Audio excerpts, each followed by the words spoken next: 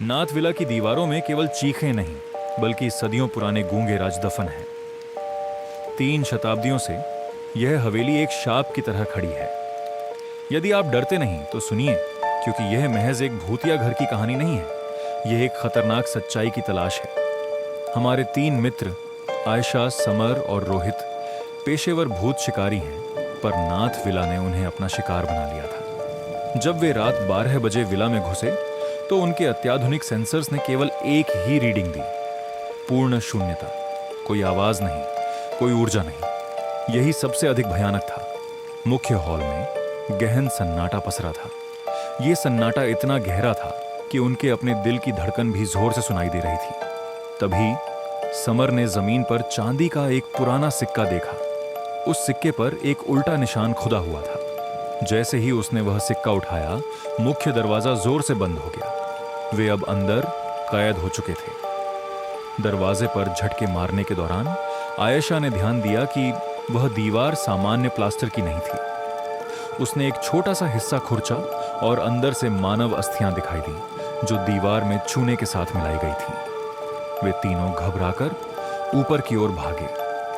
उन्हें नाथ परिवार के एक बड़े आकार के वंश वृक्ष मिला।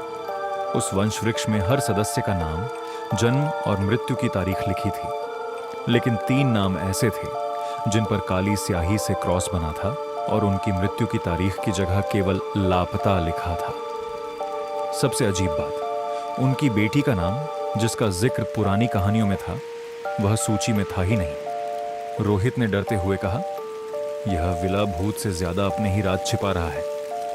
जब वे पुस्तकालय में गए तो वहां एक अजीब रासायनिक गंध आ रही थी। आयशा ने एक शेल्फ से किताब निकाली। उस किताब के पीछे एक गुप्त दरवाजा खुल गया। अंदर एक छोटा कमरा था, जहां पूजा का सामान नहीं बल्कि काले जादू या बलि देने वाला वेदी बना हुआ था।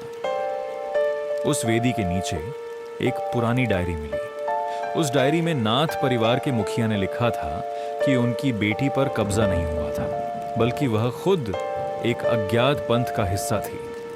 उन्होंने उसे जिंदा दफन शक्ति को दबाने के लिए नहीं, बल्कि उसके जरिए और शक्ति पाने के लिए किया था। वह शक्ति इस विला में किसी चीज की रखवाली कर रही थी। डायरी पढ़ते ही उन्हें पता चला कि जिसकी रखवाली की जा रही थी वह चीज तहखाने में थी। जब वे तहखाने में उतरे, वहां केवल एक शीशे का बक्सा था। उस बक्से में वही चांदी का सिक्का था जो समर को हॉल में मिला था। समर चिल्लाया, लेकिन मैंने तो सिक्का ऊपर उठाया था। तभी उनके पीछे से आयशा की फुसफुसाहट आई। वह सिक्का केवल एक छोटा सा टुकड़ा था।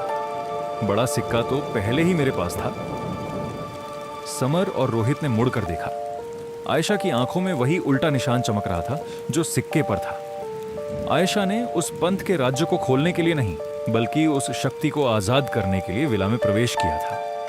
रोहित और समर केवल बलि बनने वाले थे। आयशा एक गहरी गूंजती हुई आवाज में, नाथ विला का राज केवल मौत नहीं, अमर जीवन था, और अब यह शक्ति मेरे जरिए फिर से जाग उठी है। नाथ विला का असली राजभूत नहीं, बल्कि वह लालच था जो इंसान को शक्ति के लिए किसी भी हद तक जाने के लिए मजबूर कर देता है।